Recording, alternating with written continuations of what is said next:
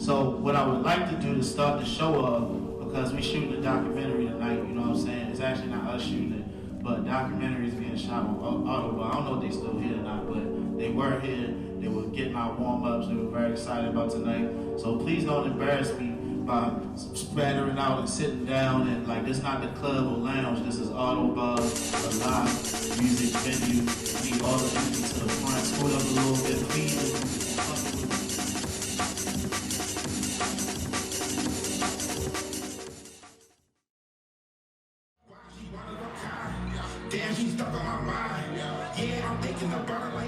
My name is Tecla Tesnau. I've been the owner of Ottobar for a very short amount of time, just, what, 2.5 years? And before that, I was head bartender for the past 23 years.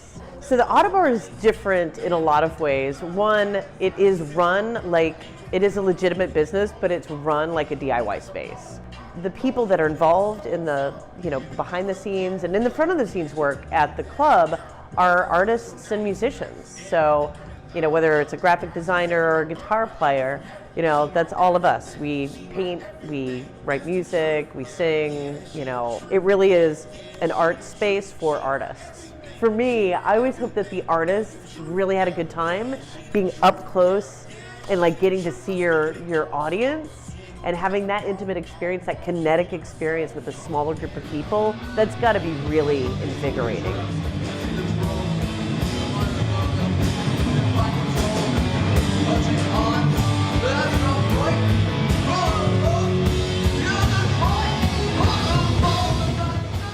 First of all, I love playing this place. It's just an old school rock club. It feels familiar. I've seen a lot of places similar to this, but this has its own feel to it. And I like coming to Baltimore to play this place. The sound is great, the people are great. I have never had a bad time playing at this club. Never. And I've seen some, larger growing talent where you get to stage dive and hang out and, you feel like you're 10 feet away from the band, which you are. It's a cool venue to see. You get the whole vibe of Smaltimore here too, you know what I mean? There's a lot of people who know each other, who show up at the venue, we didn't even know you were coming, but hey, we know you from this place, or it's a great community. It feels like a community when you come back to the Ottobar. So. Yeah, I think it's very few people, and it's all people that are kind of, I would say, in the scene. So it's people that are very queer friendly, and it's very intersectional. So it's just this small local feel, and it's very accepting. Tecla she's bought it, and she was an integral part of this place when she bought it. She used to bartend here, and everybody just knows everybody. It's, it's one of the best venues in Baltimore to see local shows. I love this community.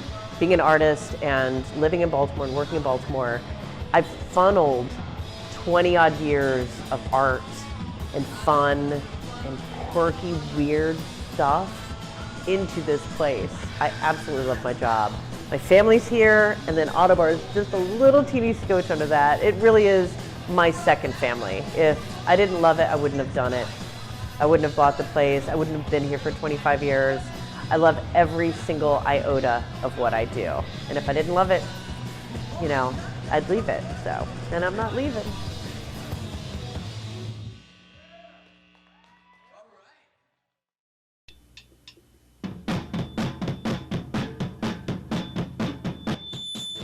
That's been 2.5 decades, man.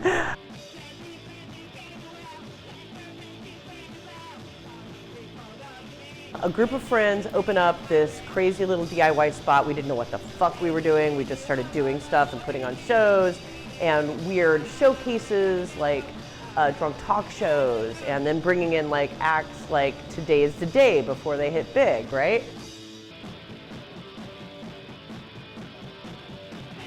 We moved locations in 2002 into a bigger spot, got even bigger bands. Baltimore is no longer kind of a flyover state for concerts anymore. So we were able to actually bring cooler events and more interesting events here, and still peppering it in with lots of random variety acts and whatnot. There's punk, there's hardcore, I've seen reggae, metal definitely, Maryland Death Fest, of course, with the death metal. I'm sure there's, I mean, looking at their stuff that they post normally, they do some out there stuff too. They'll do comedy, they'll do drag shows. It's basically everything. So you have no shortage of what you can view here. I'm gonna walk in there and see at least 5 people that I know, and I know the bands. And that's just how it is, and the great thing about it is, it's like all genres. You have like your hardcore, which is what's here tonight. You have your punk rock, you have your rock and roll. And that's just, it's great for the music scene here in Baltimore.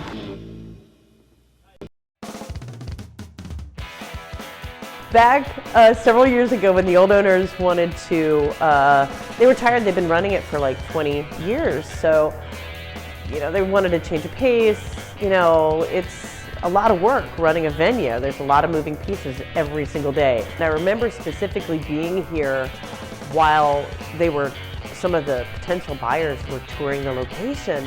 And, I'm kind of casually behind the bar, doing my thing. And they're like, oh yeah, we could totally turn this into a Chipotle. We could have apartments on top. And I lost my fucking mind. No, not the Ottobar. This is where, so many acts have come through, where acts have gotten their start. There's so much history here, and you want to turn it into a fast food chain. I think not. Because it's actually a dive bar, but it's a real venue for music and touring bands and even smaller acts. So all around, and then you can go upstairs and play pool and still have a good time. So just all around good bar.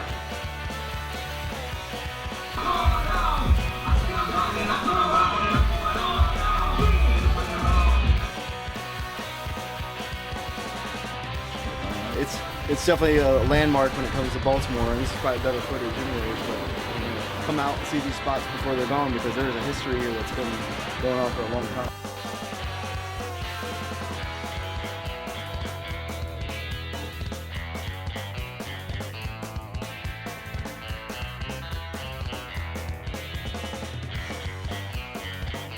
What drives me to come into work every single day is I really do, and I don't mean this in a platonic way, I love this place romantically. This place is my heart.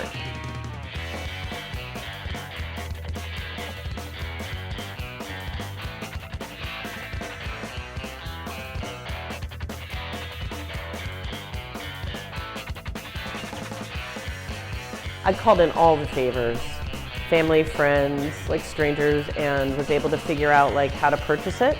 I ended up purchasing it, and with a beautiful loan from the SBA, and the rest is history. And then we just trotted right into a pandemic right after that, so whee.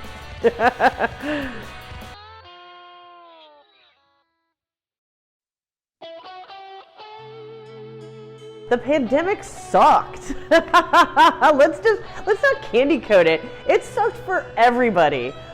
We basically, the way we make our main revenue is on bar sales and ticket sales, and who's coming to bars and drinking brews and watching music during a pandemic? Nobody. So we were shuttered effectively from the get-go, from early mid-March till just recently. So it was horrifying, and it taught me all the good lessons. One, the artistic community in Baltimore is phenomenal and is more than willing, ready, and able to support its own. So we did a GoFundMe to make sure that we could survive, and people were so generous, and we were absolutely floored and grateful with everyone's generosity. And we were able to actually secure some grants too. So it absolutely sucked, but silver lining, I got to learn what a tremendous community that I get to be involved with, and that how important live music is to people, really, truly. It really shined a light on that. And this is one of the first songs we ever recorded or played together, and we're gonna play it for you again tonight.